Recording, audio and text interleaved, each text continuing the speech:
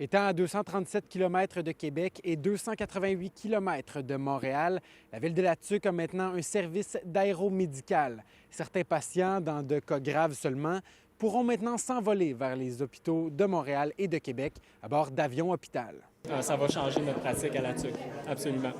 Avec l'arrivée des avions ambulances d'EVAC, on va pouvoir tellement sauver de temps sur les transferts, ça va améliorer la prise en charge de nos patients pour les soins d'urgence. Tout ce qui manquait à Ville de la Tuque pour obtenir ce service, c'est une piste d'atterrissage conforme pour accueillir des avions de type Challenger. En 2022, ils ont reçu 8 millions de dollars pour faire ces améliorations. Regardez comment elle est belle. Quel type de patient va bénéficier de cet avion-là? Et on a des nouveau-nés qui développent des détresses respiratoires ou qui nécessitent des soins avancés dans une unité de soins intensifs néonataux. L'exemple d'un voisin qui tombe de son échelle et qui se blesse, qui devient par exemple paralysé, qui va nécessiter des soins dans un centre d'expertise pour blessés médulaires. Finalement, l'exemple du Grand Brûlé, là. C'est encore une fois, les unités de Grand Brûlé sont disponibles soit à Montréal, soit à Québec. Mais est-ce que ça peut aussi desservir les communautés un peu plus reculées de la Tuque, comme Parent, comme Clova?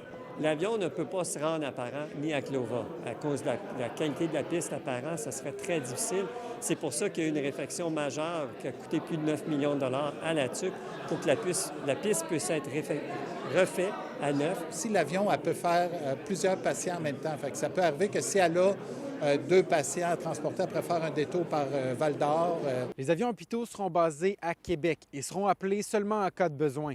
Mais ils seront quand même disponibles 24 heures sur 24, 7 jours sur 7. Ici, on évalue qu'il y aurait peut-être, en fonction des cas qui ont eu lieu les années passées, il y a environ une trentaine de personnes par année qui ont besoin d'avions-ambulances plutôt que de partir en ambulance et de voir leurs conditions de santé s'aggraver. Depuis septembre, on l'a utilisé à au moins 2 reprises pour des jeunes enfants qui avaient une situation clinique qui répondait aux besoins et à la situation.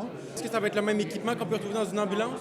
En fait, c'est de l'équipement qui est beaucoup plus avancé que ce qu'on peut retrouver dans une ambulance. Ça serait l'équivalent d'une salle de réanimation ou d'une unité de soins intensifs. Quand on s'était parlé juste avant les élections, vous me disiez comme quoi la population était stagnante. Il fallait que les gens viennent s'établir de plus en plus à la Tuque. Est-ce que vous pensez que c'est une chose qui va inviter les gens à venir s'installer ici? Bien, c'est sûr, on se retrouve maintenant comme un peu partout. Pourquoi être à Montréal? On n'est pas plus loin qu'un centre spécialisé que si on était à Montréal.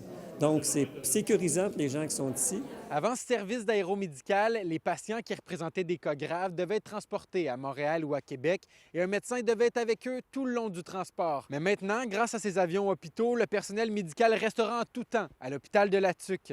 À la Tuque, Maxime Dany pour Nouveau Info.